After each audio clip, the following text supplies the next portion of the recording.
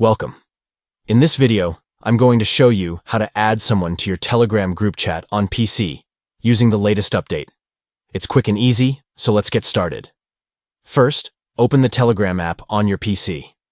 Make sure you've already logged into your account. Once you're in the app, find the group chat where you want to add someone. Remember, you need to be an admin in the group to be able to add new members, so if you're not an admin yet, you won't be able to do this. Now click on the group chat to open it. At the top right corner of the chat window, you'll see 3 dots stacked vertically. Click on those 3 dots, and a menu will appear. From the menu, select Manage Group. This will open up the settings for your group.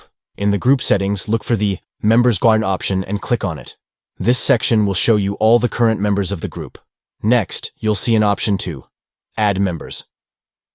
Click on that, and it will bring up a search bar where you can type in the name or username of the person you want to add to the group. Once you've found the person you want to add, simply click on their name, and you'll see an Abadaspiti Kipa or Nikki. Add a Cheese button. To click the Shimachin. Kit Shikichin Deri. And the person will be instantly added to your group. And that's it. You've successfully added a new member to your Telegram group. Easy, right?